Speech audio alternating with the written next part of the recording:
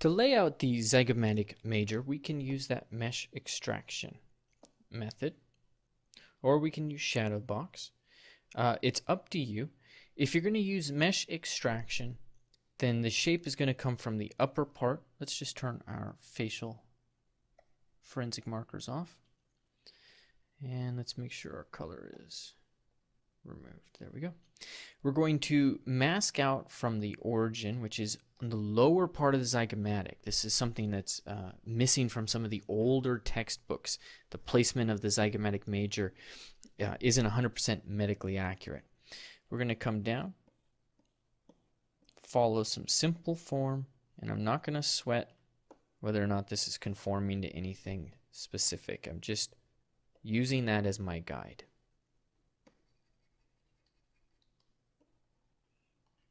All right, lower that resolution so it's not so huge, and we can subdivide it and add some texturing.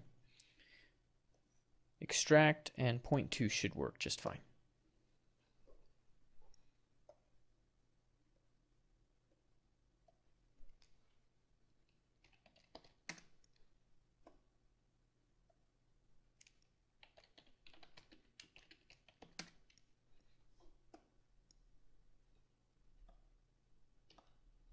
Make sure symmetry is on. You can come in with move elastic. Make sure the mouth is on.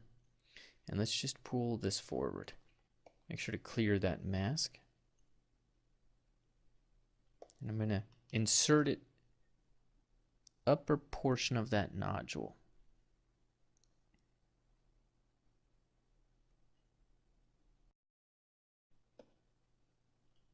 Okay, it doesn't look too bad. We need to clean the form up a little bit. Divide it. Looks like we've accidentally extracted out the depressor supercilii. So I'm simply going to delete the hidden qualities there.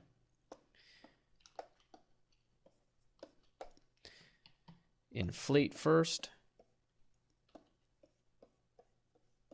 It's thin though, so don't get too carried away.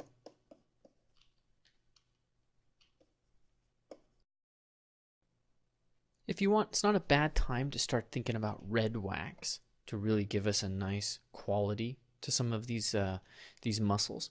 But we do need to come in and store the material for our skeleton here. So I like the gray material, but you can also use the bone. It's up to you.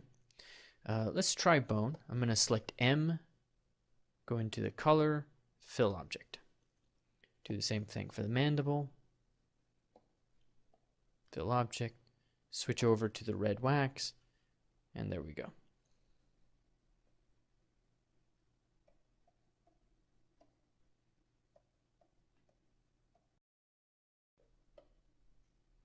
Okay, now I've also turned the poly painting on for each one of these so that they're not grayed out.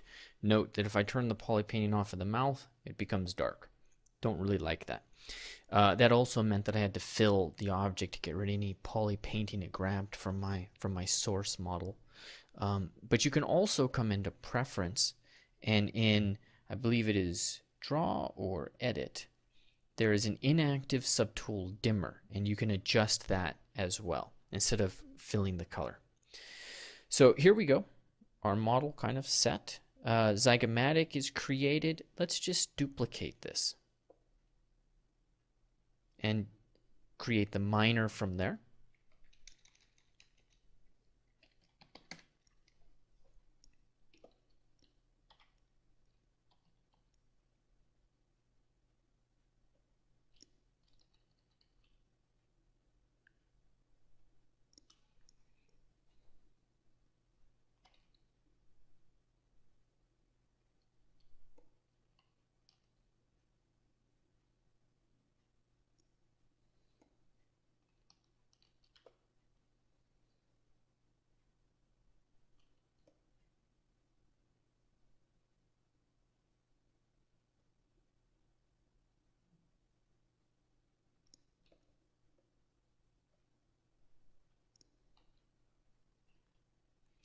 feel like I need to rotate this slightly, so I'm just going to rotate it along its axes, which is going to necessitate a little bit more motion, but there we go.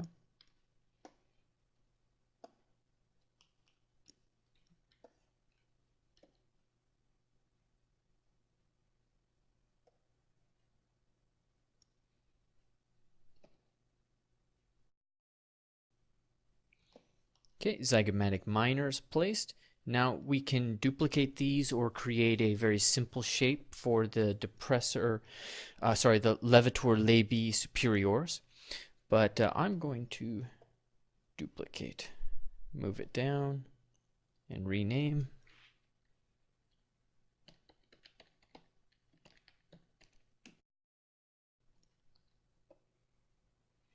Using transpose to rotate it into position. Let's turn perspective off. Yes, there we go. That's halfway.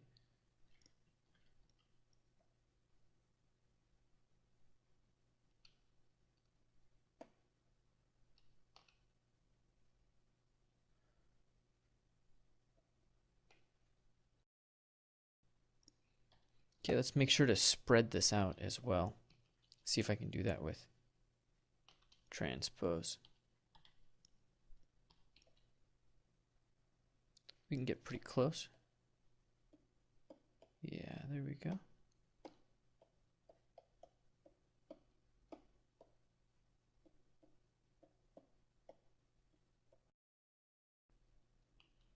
The thing I like about taking the texture from, or duplicating the muscle, is that I get a lot of that texture to come along with it, so that's pretty nice. Let's select this, do a little bit more texturing, and then we move on to the next one.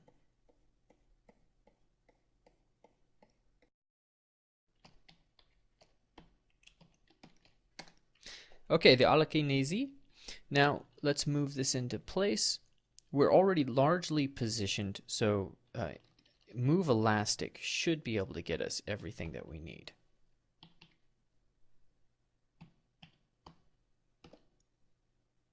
And again, the origin is up here with the depressor supercilii.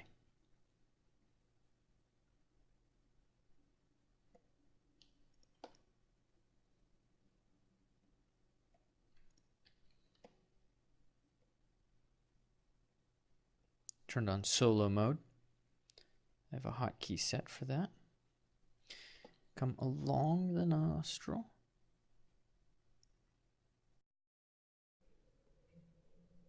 Okay, and now let's grab the levator labii superior. So I'm going to grab that, duplicate this, move it down.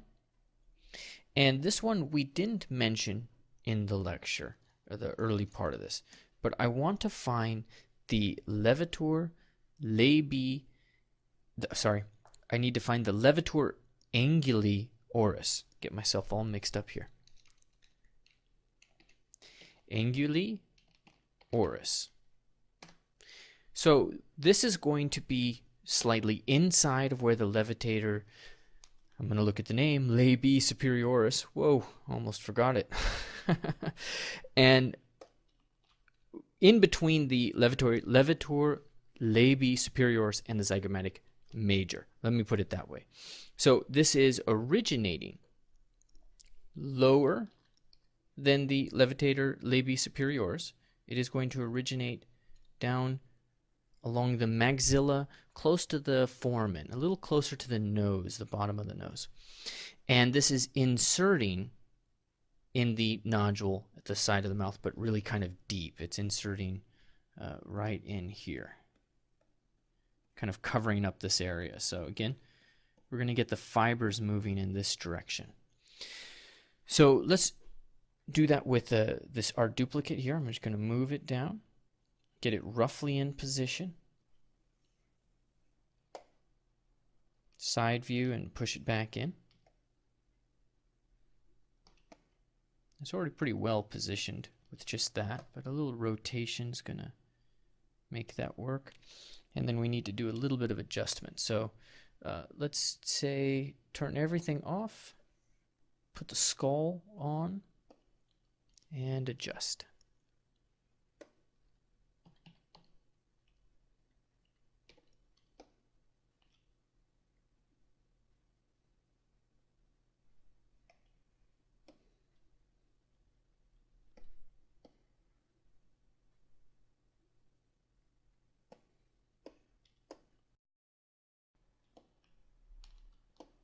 Okay, now the next thing for us to be looking at is the depressor anguli oris and the depressor labii inferioris and the mentalis. So we've got 3 more parts to this puzzle. All right, now next on our list is the depressor anguli oris, also known as the triangularis in some books, and that's because it forms this nice triangular shape here. The origin of this muscle is going to be along the mandible and along it towards this, well, that's a lateral to the chin, which just means outside of the chin. And the insertion is coming to the nodule, the side of the mouth. So we're going to keep it along these lines. Then we've got the depressor labii inferioris. And the depressor labii inferioris is going to share a very similar origin. It's going to be a little bit inside, and it is connecting right there with the mouth muscle. So they're just crossing each other, slightly at axis to each other. The depressor labii inferioris is inside of our triangularis. And to do it, we're just going to duplicate some of the muscles that are already there. Probably best to duplicate the levator labii superioris. It's a pretty stable muscle. Move it down.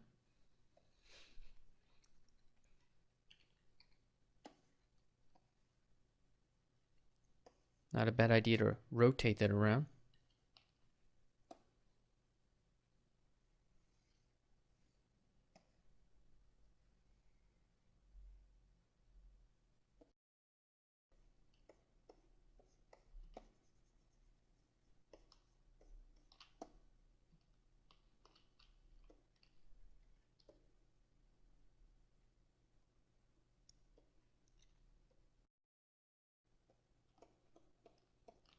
Okay, we've got our rough shape established.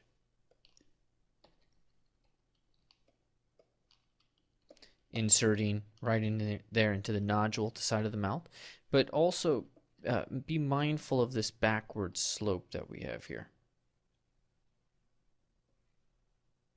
So from the side, this is less of a triangle than it is from the front. From the front, that is very distinctly a triangle. And keep in mind that the function here is simply to be pulling the corner of the mouth downwards. Okay, now the next thing we need to do is put in the depressor labii inferioris. So I'm simply going to duplicate the anguli oris, move it down, rename it.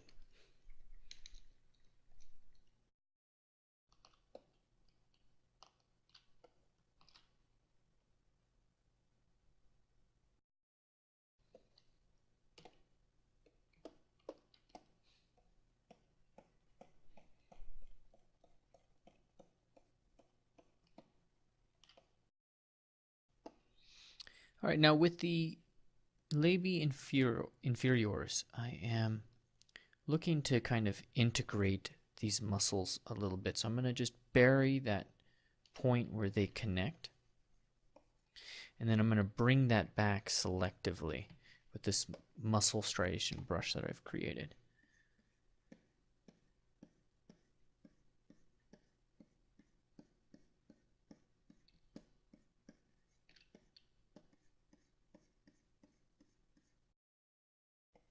Check our markers.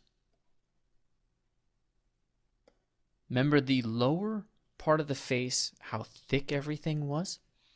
So keep that in mind when you're working on the thickness of these muscles.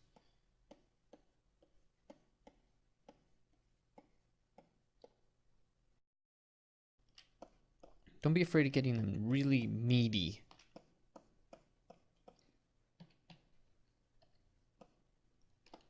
And And then coming back in with these striations to kind of just make everything look a little cooler.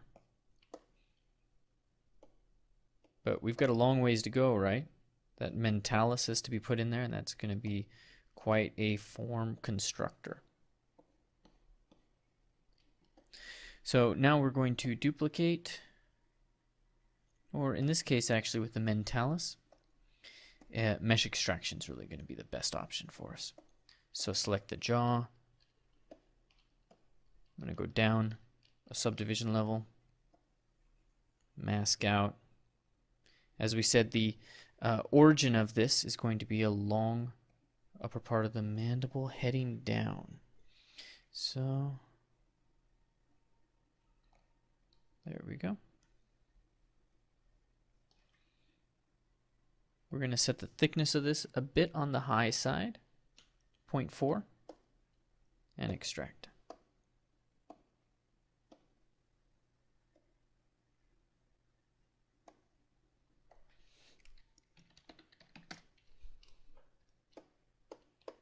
A lot of wasted stuff there, so select this guy, delete hidden. It's all gone. Polygroups are here, so we can, let's clear everything. Mask, show, well,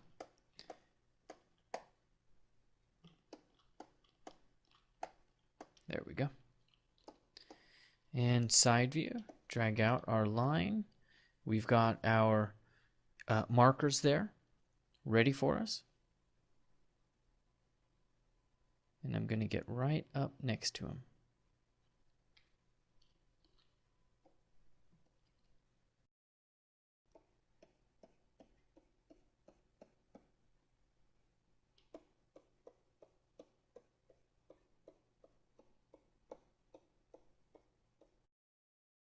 Okay, now in terms of the marker, I'm leaving some room there for the skin itself. Sometimes I'm including the skin, sometimes I'm not. So this will be a little confusing to some extent, but if you play it loose, your brain will be able to get everything intact without too much damage.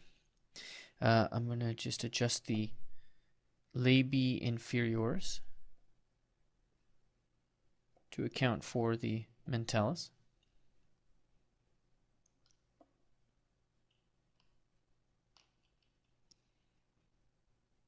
I want it to be over the top of it.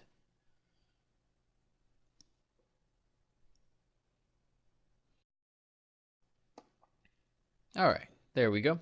So that's roughly what we're going to be trying to attain.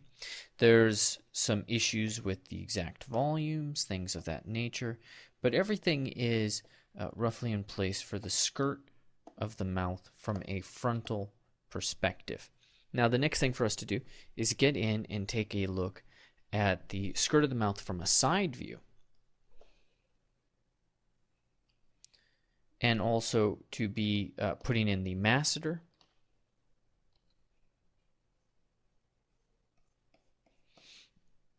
The skirt being the risorius, the buccinator, which is connecting these guys on the deep end of things.